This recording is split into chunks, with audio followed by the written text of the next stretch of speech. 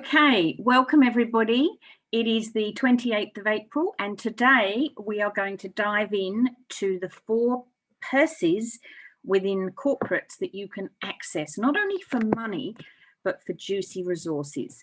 And you will get the webinar recording and you will get the slides, and we're going to be covering off some questions at the end.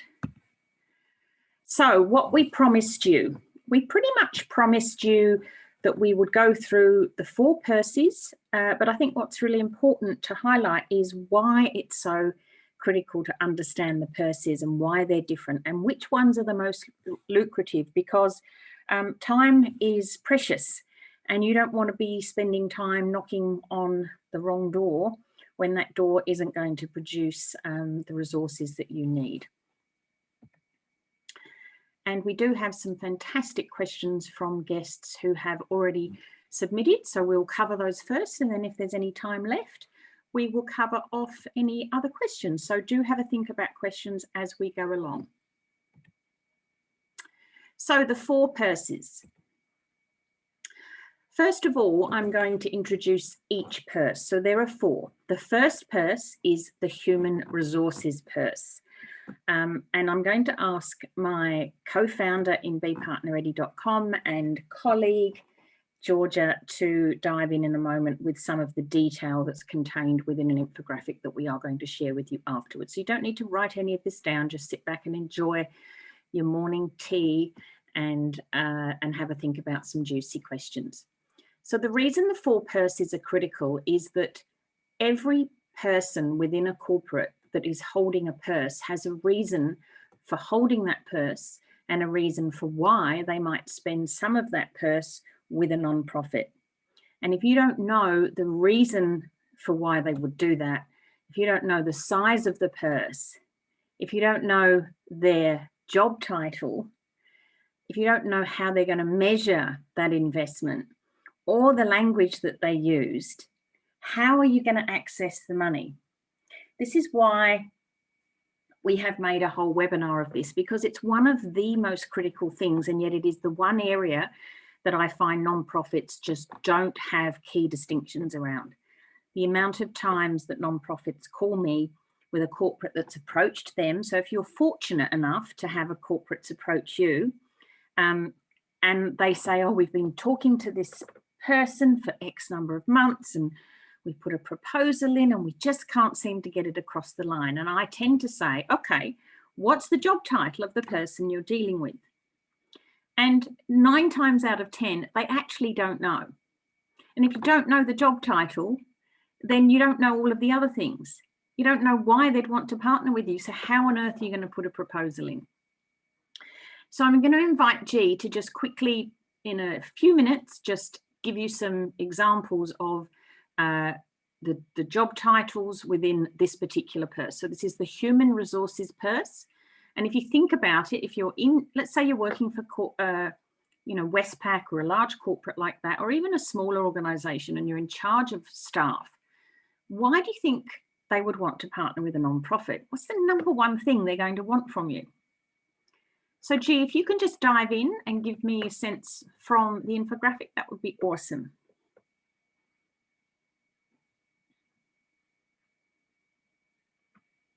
Hello. Oh, I've popped it in the chat, but do you want me to read it out? Oh, I can't see the chat, darling. Yeah, no worries. So reasons for investment are, as you've just mentioned. So for those of you that can see the chat, I've popped it up there as well. But there's staff engagement and volunteering is often one of the main reasons, increasing pride, loyalty and motivation amongst their staff, satisfying the demand of millennials to do good work, building compassionate leadership and teamwork skills. And so often this also supports a CSR strategy as well as contributes back to the community.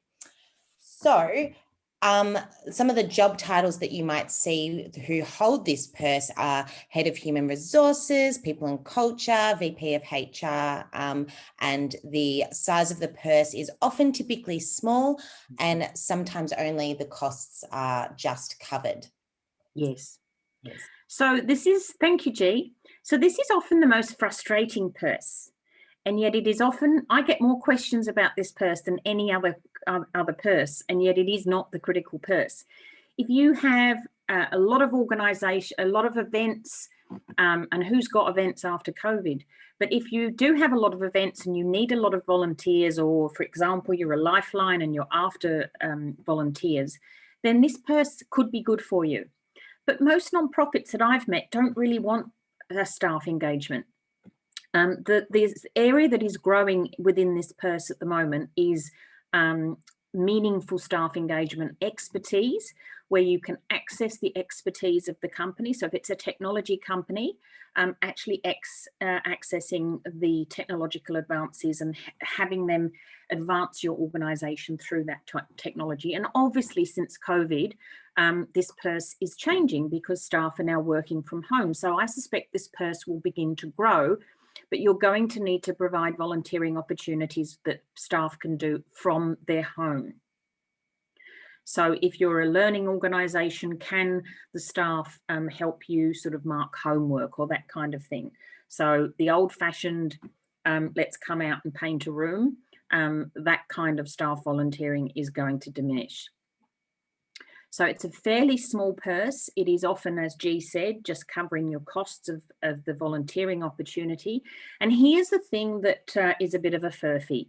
Often people start here because they think it's easy, and they think that by partnering with a company in the human resources area will get them into other purses. Not necessarily so.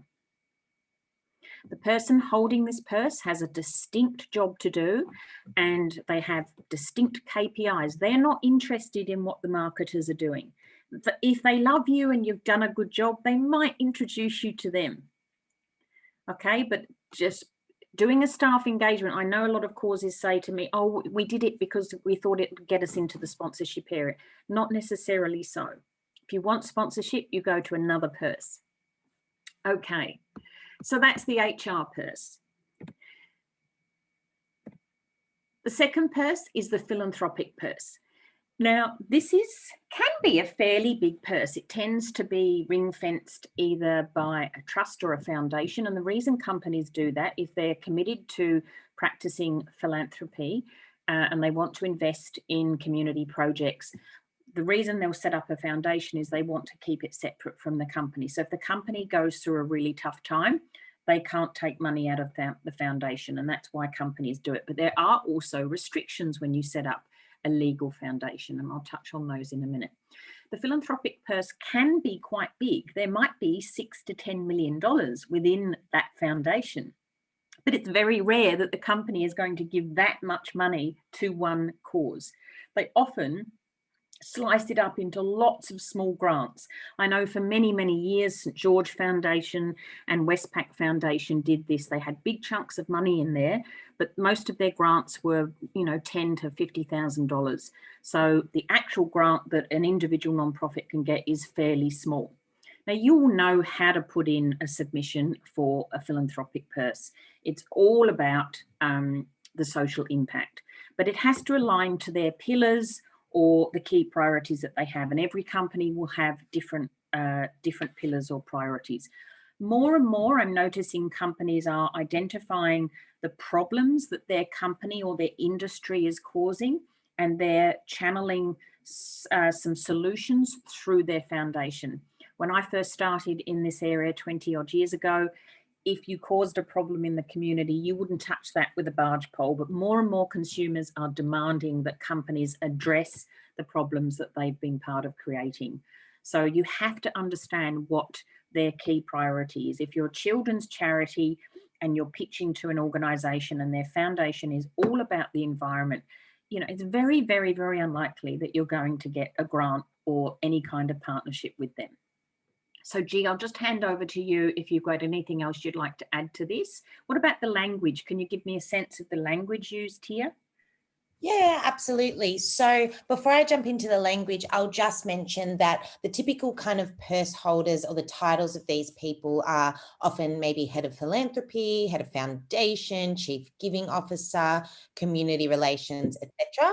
And the language that they use is often around stakeholders, advocacy, altruism, SRI, which for those who don't know means social return on investment. Often there's a lot of talks around grants and community involvement, and with a focus on DGR1 and gifts as well. Yep. And I mentioned before, there is a restriction here.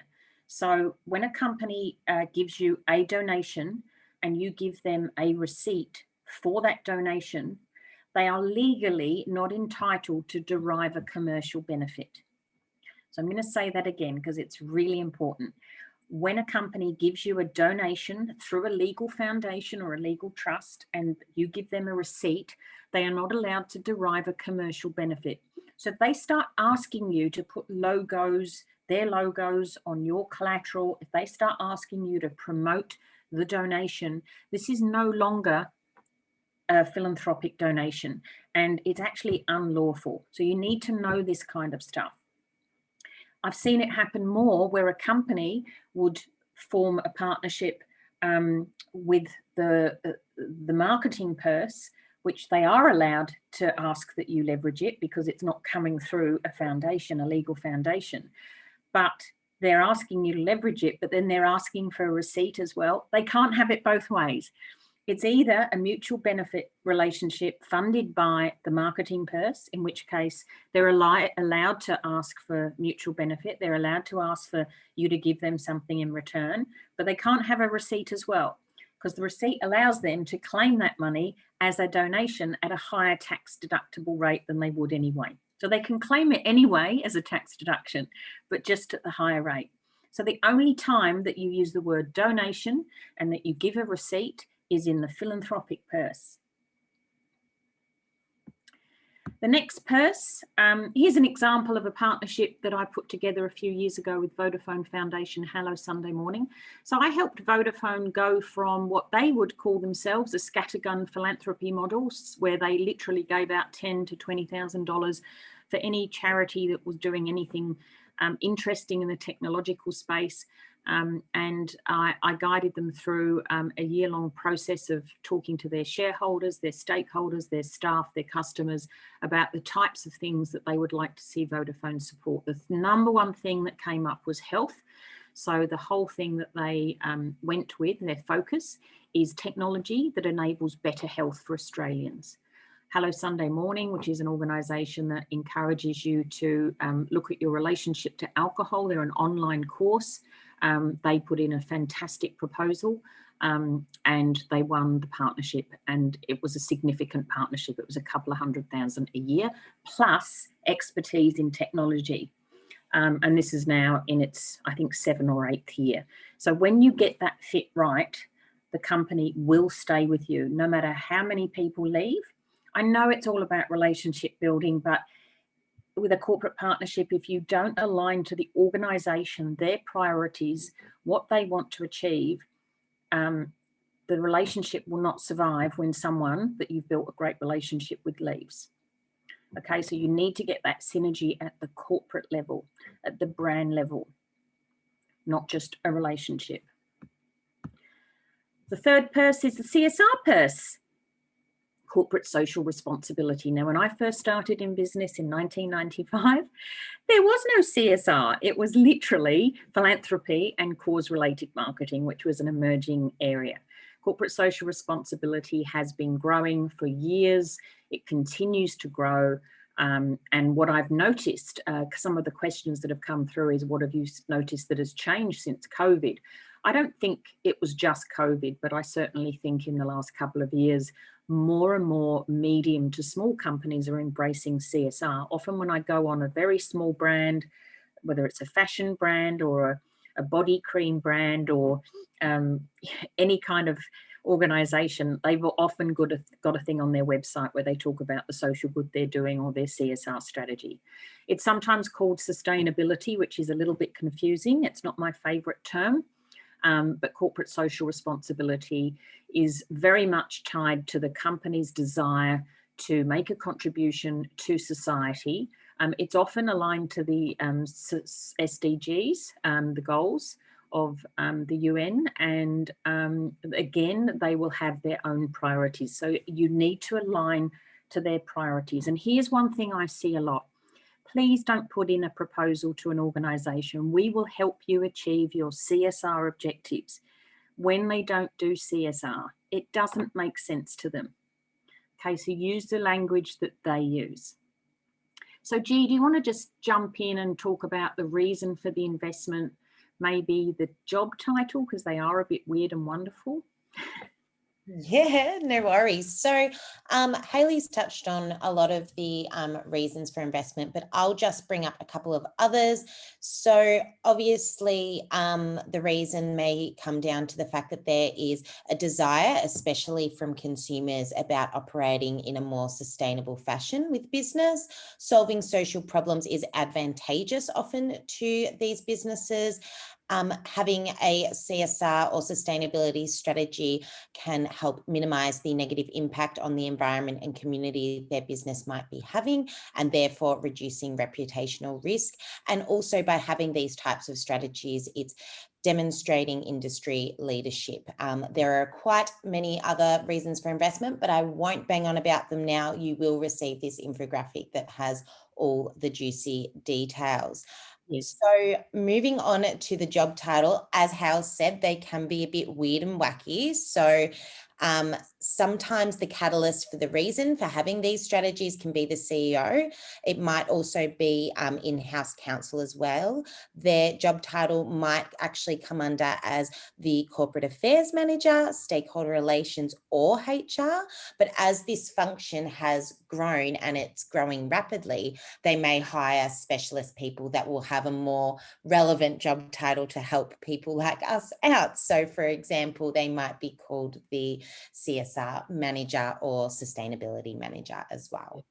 Yeah, that's a great point, G. When I first started working with Disney, my first port of call was the CEO, and then it became head of corporate affairs. They didn't have a CSR manager, and it's only now that they have a community relations manager who handles everything. But that often will tell you something. If they don't have a CSR manager, you know they're fairly new in this space and they're going to probably need a lot more guidance. One thing we assume all the time is that companies know what they're doing, and they don't always know what they're doing. So the more well-informed you are, the more you understand the language, the more you understand these different purses, the more you ask really great questions, it's really going to help in your negotiations with them. It's often why they come to a consultant like me to help them find a charity, because they need someone in the middle that understands both sides. More and more in CSR, a lot of organisations are embracing CSR to actually reduce their costs. There's a fantastic case study called Interface, which is an American carpet company led by Ray Anderson. Some of you who may know him from the video or the DVD of the 80s called The Corporation. And he really saw that he was a plunderer of the earth. And he said, this is not a legacy I want to leave my grandchildren. And he completely transformed Interface. Not only has he reduced all of his emissions to virtually zero across every factory, he uses fish farms to, for energy, to create biofuel. It's a fascinating case study, but he's actually saved money doing this. So, but obviously you've got to make those investments up front. Here's an example. I did mention that I'd worked with Disney. In the end, they decided they wanted to partner with an organisation that really reflected what Disney was about. So they went with the theme of developing life skills with children. So we partnered them with Big Brothers Big Sisters, who, as you may know, basically partner up an adult with a child that's seeking mentorship. And they were doing this in a physical way. So the biggie and the littley were meeting up face to face. And this is, 4 or 5 years ago, so it was pre-COVID. And what they realized is they had to go online. So Disney helped them to create this online platform, and it's called Our Space. And not only did they just find a platform, but they created a bespoke platform for them. And they've put all of their characters into the platform, which would have cost other organizations thousands, if not hundreds of thousands of dollars. But that has the kids feel more comfortable, you know, because they're seeing some of their favorite inspiring characters when they go in. So this was a relationship that crossed all the purses. All the staff got involved in terms of their expertise. They flew staff over from New York. They invested a lot of money. I won't tell you how much, but it was a lot of money, a lot of time, and they continue to maintain the site. So this is an awesome example of a CSR-driven partnership, even though they don't call it CSR. Another great example is Seek Volunteer. So I brought Seek and I brought Volunteering Australia together in the year 2000, unbelievably, and this is still going. No big check was written. They literally said, we want to change the face of volunteering, and Volunteering Australia said, we need to go online. For us to survive as an organisation, we need to go online. So together they created this. And even though Seek continued to invest in it and they continue to promote it, they ran a big campaign a few years ago where they ran poster campaigns all about volunteering to promote Seek Volunteer. They don't actually give a donation to the charity. These are the kinds of partnerships that I think that you're going to be seeing more of, where two organisations come together with a shared goal and work together on that goal. The final purse, which is the biggest purse, always has been, always will be, is the marketing purse. This is the purse that we focus on. This is the purse that the BePartnerReady.com program is primarily focused on helping you understand and prepare for, because it is the biggest purse and I believe it's the most lucrative. The reason I like the marketing purse is that not only is there money to be had from the marketing purse, but there's enormous promotion to be had, because most organizations funding a nonprofit project from the marketing purse are going to want to leverage it. They're going to want to promote it. So if you have a message that you want to get out, a behavior change message, this is the perfect purse for you. If you want to build your brand in the marketplace, which of course is going to attract more donors, it's going to attract more staff, then this is the purse that is a good one for you. It's massive. It's millions. If you look, just watch the television tonight, okay? Watch commercial television. I know everyone's in Netflix these days, but watch The Project or your whatever and watch for half an hour. And every time an ad comes up, I want you to write $30,000 down. Every time an ad comes up. And you will see how much money is going through the television of an evening by companies. And all they're getting is that space. The cost of the ad is even more. Is that doing much for the company? Well, maybe, but partnering with a cause gives them so much more. G, can you just touch on the job title? Because I think that's pretty critical for the marketing purse, because it's not always marketing manager. Yeah, of course. So some job titles that might come up are brand managers, sponsorship, someone that is in communications, sales, digital, or PR. So again, it's a bit of a weird and wacky one, and it's not just marketing related. It can be held by many different types of title people bearers. What about the language? What kind of language do they use? So it's they might talk about being customer centric. They might talk about creating and devising content, return on ad spend, guerrilla marketing, engagement. They'd be very focused on demographics and psychographics, as well as storytelling, value proposition, reach, and frequency as well. It's about sales. It's about differentiation. It's about bringing their brand to life. That's what this purse is about. If you are pitching to the marketing person, please don't use the word ask. That is fundraising language. You know, that does belong in the philanthropic area. I don't like the word ask anyway, because it suggests one way. It's an invitation to partner. So here's a couple of examples of partnerships that I've put together in the past. Murdoch Children's Research Institute partnered with Valia, the yogurt company. They promoted it on their pack. They promoted it on their Facebook. They put posters. Oh, this is another one. This is Snooze. They also partnered with Snooze. They had posters in store. So this really helped to lift the profile of Murdoch Children's Research Institute. And I have seen examples with the Adelaide Children's Hospital, the Women's and Children's Hospital in Adelaide, who partnered with Savings and Loans for many years. Their spontaneous donations rose by 200% because of the promotion by the company. So when a company goes into the public space to market your cause, it really does lift everything. Murdoch Children's also partnered with Kane Burton, which is a real estate agency out of Melbourne, and they promoted it across all their advertising. Whenever they had a for sale sign up, they promoted it as well. So massive promotion for both Kane Burton. It's a mutual benefit, of course. So I won't talk about pet rescue for the moment. I might go back to it when I answer a question. It's a really good example, but I just want to wrap up and cover some of the questions that some of you put forward because they're really juicy. So the 4 Percies, here they are. Georgia will send you the infographic. Do share it around with people. It's designed to help you and enable you. So you're welcome to share it with any of your friends or colleagues. The marketing purse is very good for organisations who don't have many things that they have to sponsor. So you might have one event or campaign that is truly sponsorable. And by the way, sponsorship sits in the marketing purse because it's mutually beneficial.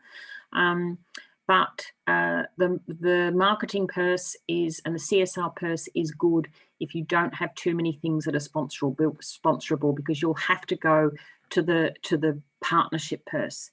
So in terms of forming partnerships rather than sponsorships, because sponsorships are tied to something.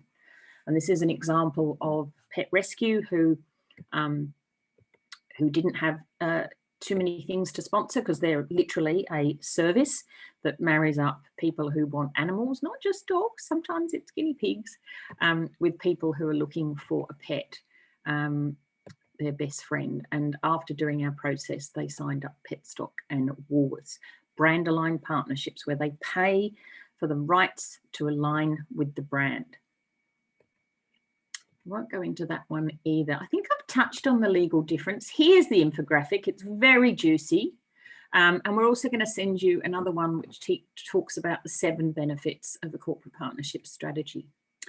So, G, can you just, I'm just seeing if I can see the chat box. No questions in there as of yet. I will just apologise. No, they came through on the list, darling. Can you look at the list? Yeah, I've got them here. So I will apologise. We are about to hit the 11:30 mark, but we are recording. So if you can't stick around to hear the answers to these juicy questions, then you will be able to catch up at a later time. So I'm going to dive straight into it, Hales.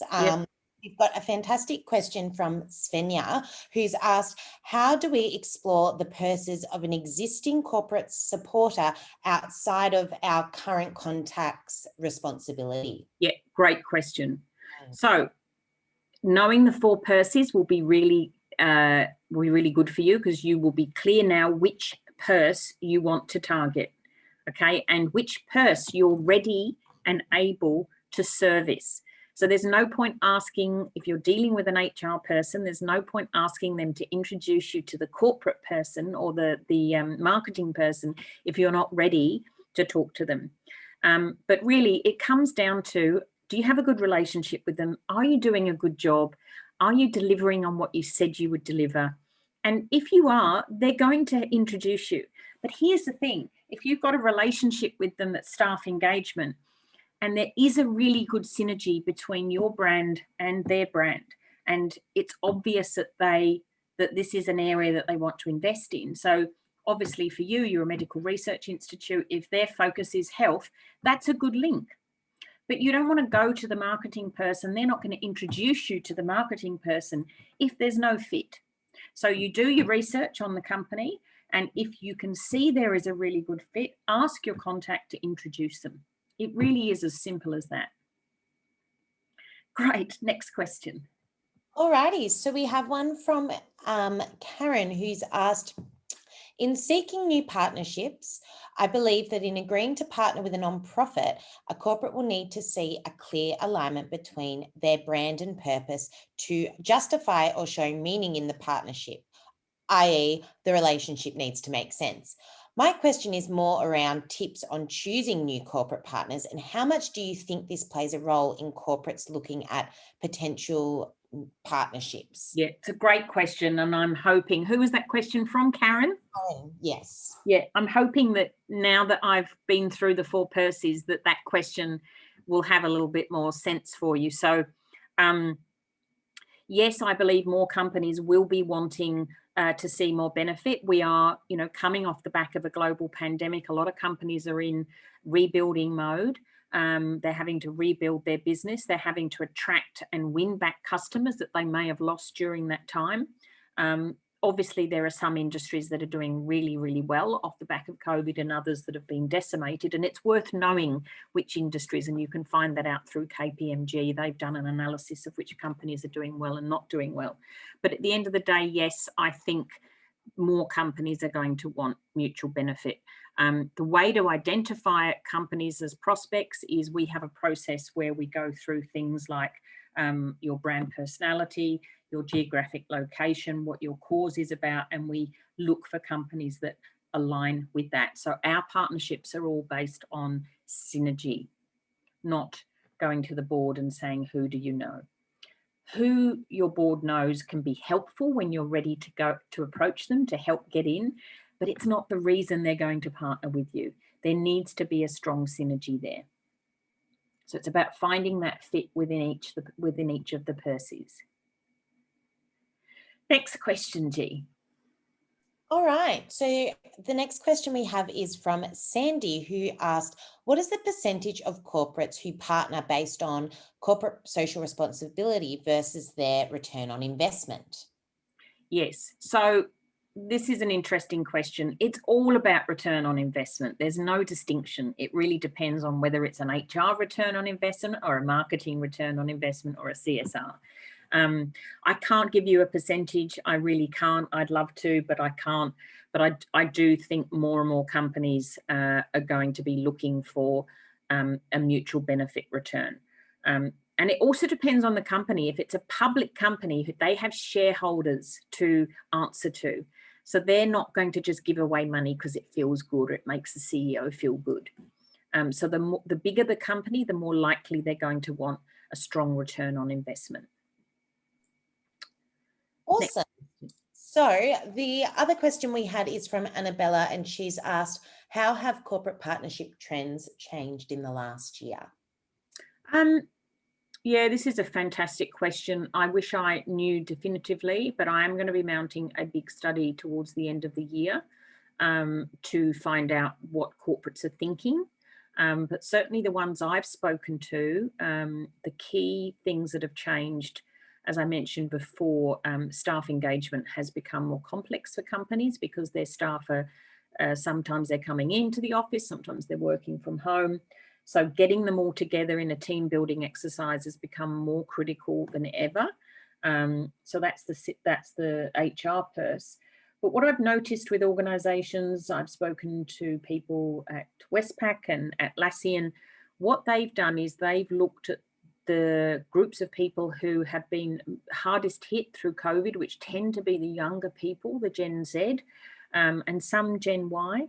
They're the people who work in entertainment, in the arts, casual labour, the gig economy. They have been hardest hit in terms of getting opportunities for training, job opportunities, housing. So I know all organisations are saying, okay, these are the areas where Australians are vulnerable. This is where we need to shift our focus. So I've seen some organisations really shift where they're putting their money into that space. So if you download the Conscious Consumer research report that's on our website, it's free. You will see the top 10 charities or causes that consumers want companies to support. And it tends to be crisis support, crisis and emergency support, obviously that's come off the back of the bushfires, animal rescue, environment, mental health, health. Those are the top causes. Obviously it changes depending on what's happening. Last January, it was very much animal driven because we were seeing all our beautiful animals decimated in the bushfires. But then when the pandemic hit, it moved more to health.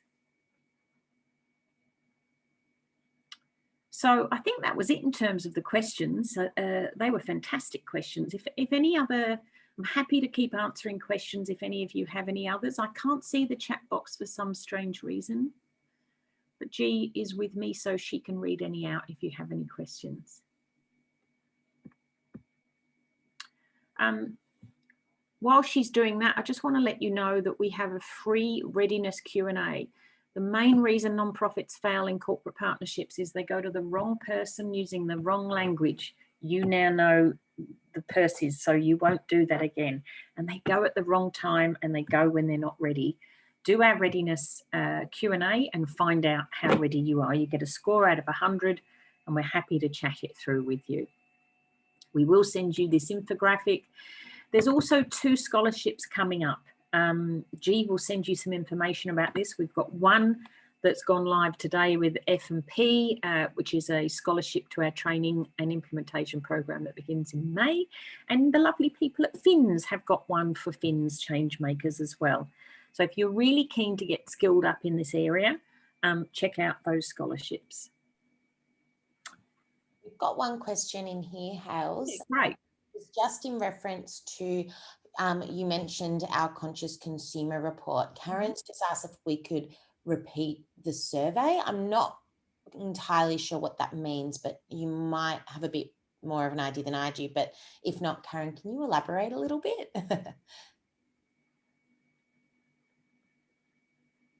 It was the report, sorry, where do I find it? No worries, I will send a link in the webinar follow-up for you. Yeah. So that's all good. Yeah, it's on our website. You can find it under resources, but Jill will send you a link anyway. Yeah. And we will repeat it, by the way. We will be doing it again this year. Yes. Oh, this is just, people love this. Most nonprofits, when they approach corporate partnerships, they choose the easy, hard way. So the easy, hard way is to get some contacts from your board, throw a few slides together, and off they go. And they approach corporates. Now, if they're lucky, they will get a meeting with a corporate, but then they can't get it over the line because they haven't done the necessary thinking or the necessary preparation in order to get it across the line.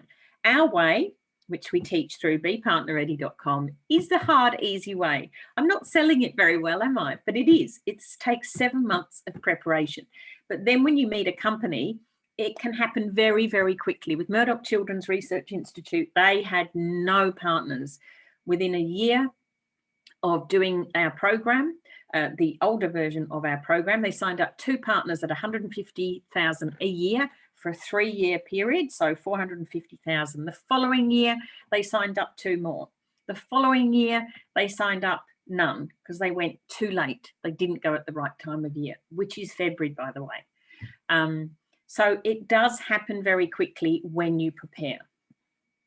And if you would like to know more about what's contained and the steps that we take in the bepartnerready.com program, there is a webinar. There's the steps. And we will send that to you as well, won't we, G? The 7 steps. And there is a webinar coming up on the 5th of May. On the 11th of May. Sorry, it's my final webinar for the year. And I will go through each of the 7 steps of preparation. So check out our webinars. There's a link there in the slide. But I'm done. I apologise for going over. I thought this one was going to be a really quick one. I'm happy to answer any questions if any of you would like. G, you'll have to let me know. Yeah, no worries. None as of yet. You know that slide, G? I thought it said whale the future.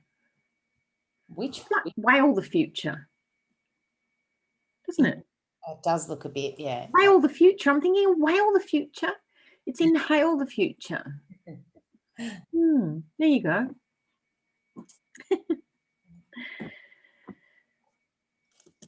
Okay, lovely people. Well, if you've got no other questions, look out for your email. You will get the slides and the recording fairly soon. Thank you so much, Angela, Brett, Karen, Patrick, Renee, Sandy, and everyone else. I can't seem to see everyone's name here. Svenja, Patrick, thank you.